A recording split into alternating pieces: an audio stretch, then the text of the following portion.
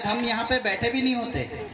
ना हमें खाने को मिलता, ना हमें पीने को मिलता, ना पहनने को मिलता, ना ओढ़ने को मिलता, ना हमें जीवन जीने को मिलता। हमारा जो जीवन है वो शायद सुअरों से भी बदतर होता, कुत्ते बिल्लियों से भी बदतर होता, क्योंकि बाबा साहब ने हमारे लिए अपने 5 बच्चों को खोया। उसमें से जो उनका सबसे प्रिय पुत्र था, जिनको हम प्यार से भैया साहब कहते हैं, भैया साहब के अंश आज हमारे बीच में है। और ये कोई छोटी बात नहीं है, ये बहुत बड़ी बात है। जब मैं साहब को पहली बार मिला तो मैं साहब के साथ फ्लाइट में था।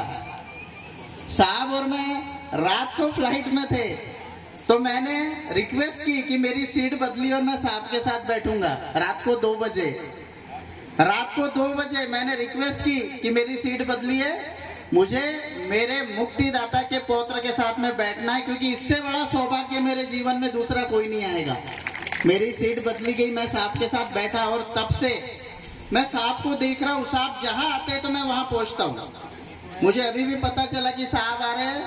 मैंने निखाड़े जी हमारे बहुत अच्छे मित्र हैं, मंगेश भैया मेरे मित्र हैं, मैंने बोला कुछ भी हो मेरे लिए एक सीट रखना है गाड़ी में, मुझे साहब के साथ जाना है। साहब दिन रात काम कर रहे हैं।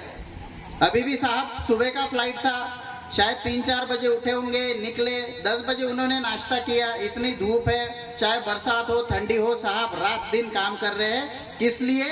सिर्फ अपने दादा के उस वचन के लिए, क्योंकि उनके दादा ने कहा था कि मैं भारत को बौद्धमय करूंगा।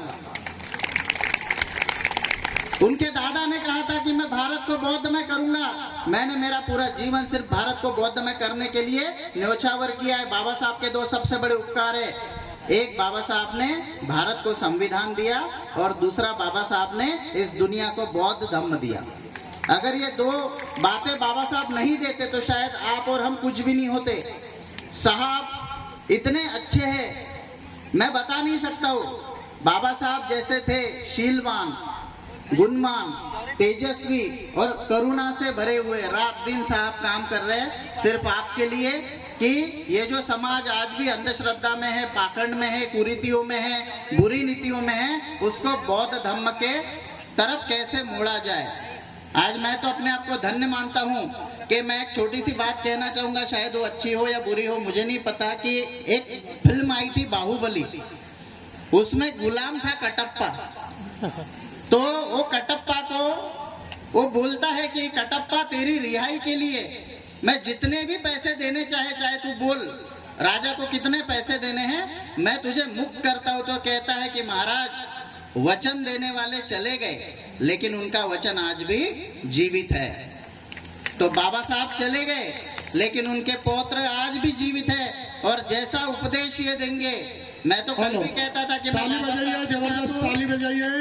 भी बाबा साहब के घराने के साथ हूं, और मैं कल भी बाबा साहब के घराने के साथ ही रहूंगा मेरे आखिरी दम तक, मेरी आखिरी सांस तक। बहुत बहुत साधुवाद। आपने मुझे बोलने का मौका दिया, बस यही बात मैं कहना चाहता था। आप सभी ने बोलने का मौका दिया, उसके लिए धन्यवाद। नमो बुद्धाय, जय भीम। समय की कमी है इसलिए हम